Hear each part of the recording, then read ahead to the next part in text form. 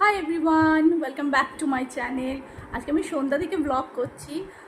একটা নাচের ভিডিও করার ছিল, তো সেটাই করলাম অল্প করে। তো ব্যাস এই যে ঘেমে গেছি ঘেমে গেছি আমার সাজতে খুব একটা ভালো লাগে না, বাট সাজতে তো হবে, কিছু করার নেই। আর মিনিমাম আজকে তো আমি আইলাইনার এগুলো কিচ্ছু লাগাইনি, জাস্ট ফেস পাউডার দিচ্ছি অ্যান্ড লিপস্টিক্স অ্যান্ড বিন্দি।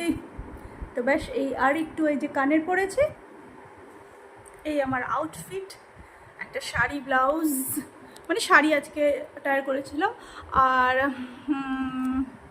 আর কি ভুলভাল বকছি ক্লান্ত হয়ে গেছি সারাদিনের পর। এখন বাজে 9:30, এখন করলাম বলো তো। আর এই যে এখানে লাইট পড়ে আছে, লাইটটা রাখতে হবে, কিন্তু আমি লাইটে করিনি, আমি জাস্ট ওর সাথে যে স্ট্যান্ডটা থেকে ফোন রাখার, তো সেই জন্যই ওটা ইউজ করেছি। ওই লাইটে না আমার আরও মনে হয় প্রবলেম হয়, তো আমি করি না। আর কি সবাই মাঝখানে হাজব্যান্ড একটু চা দিয়ে গেল, তো চা খেলাম। আর কি, আর ওরা একটু বেরিয়েছিল, ঠাকুমা দাদুর সাথে দেখা করে এলো নীল।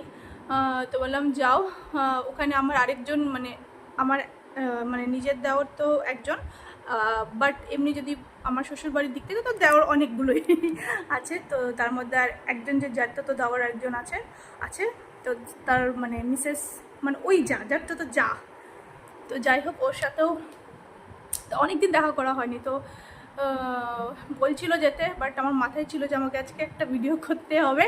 তো আমি বললাম যে তোমরা দুজন যাও আর দাদু ঠাকুমার সাথে দেখা করে এসো। তো ওরাও গেল, একটু টাইম কাটিয়ে এলো, ওদের সাথেও দেখা করলো, দাদু ঠাকুমার সাথে দেখা করলো। এবার দাদু ঠাকুমাও যেখানে দেখবেন আমার শ্বশুর শাশুড়ি সেই বিল্ডিংয়ে, সেখানে অপোজিটের ফ্ল্যাটটাতেই আমার আরেকজন তো শ্বশুরমশাই, মানে ওই তো দেওরের বাবা, মানে আমার শ্বশুরমশাইয়ের বড় বড় দাদা, আমার শ্বশুরমশাইয়ের 5 ভাই, তো সেই হিসাবে তোমার 5টা শ্বশুর মশাই, তো ঘুরতো তো এরকম করে। তো যাই হোক, তো এক একজন এক এক জায়গায় থাকে, বাট দুজন এরকম মোটামুটি কাছাকাছি থাকে। সব সময় তো দেখা হয় না, বাট এই ঠাকুমা দাদুর সাথে দেখা করতে গেলে তখন দেখা করে দিই। আর নীলও সবার সাথে একদম মজে যায়, তাই ঠাকুমা দাদু এবার এসে আমি এখন এইসব করে টোরে আমি বললাম দাঁড়াও, তারপরে ফ্রেশ হয়ে বসে গল্প করবো দাদু ঠাকুমার সাথে। কী গল্প করলে না করলে আবার এইসব হলো। বাড়ি থেকে হাজব্যান্ডও গেল। এবার আমি ডিনার তো আমার রেডি করা আছে, জাস্ট রুটি ফুটি করবো, এইসব করব আর কি। আর ও আসুক, ও দোকানে গেছে। একটু জাস্ট সিম্পল সাজতেই ভালো লাগে আমার, কারণ বলো সাজটা দেখো ভালো লাগে, বাট কেউ যদি সাজিয়ে দেয় তবে ভালো লাগে। একা একা সেই মেহনতটা করতেই ইচ্ছা করে না।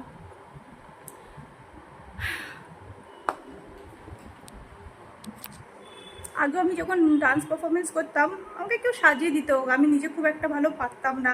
আর তখন এতটা এটা ওটা সেটা মানে মেকআপের যে একদম সাটল থিংস, খুব ছোটোখাটো যে জিনিসগুলো, সেই ব্যাপারটা না নর্মালি তুমি রিয়ালিটি শোজ বা মানে টিভি শোজ, এগুলো ওখানে যে মেকআপ আর্টিস্টরা থাকতো তারাই করতেন।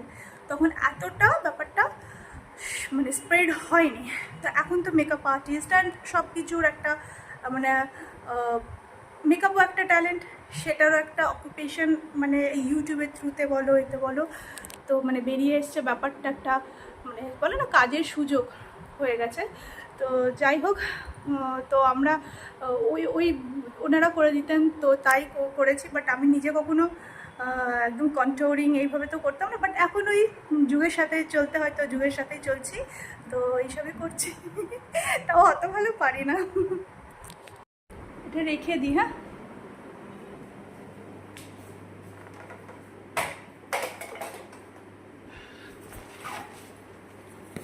এক হাতে করছি তো লাগ গয়া। আমি বিকেলবেলা সব মেজে রেখেছিলাম, এইভাবে রেখে দিয়েছি, এগুলো সব উঠাতে হবে। हाँ अभी खाना मिल जाएगा, 9:40 हो गया है, अभी तुम स्नैक्स का टाइम नहीं है बेटा। আয় কুছ মত ঢুন্ডো, ওখানে সব খুঁজছে। চলো এবার এগুলো সব রেখে টেখে দিই, হয়ে গেছে। বিছানা একদম এখানে ছড়িয়ে রেখেছিলাম, চলো টাটা বাই। এটা পুরো তোমার ইরিটেশন হয় না? না একদম হয় না, এটা মেরি मम्मी ने मुझे दिया था। ইস, ছিড়বে না হ্যাঁ। irritation হচ্ছে, ভালো লাগছে। খুলে নাও খুলে নাও। এটা কি? এটা কি? এটাও একটা মালা। চাই না।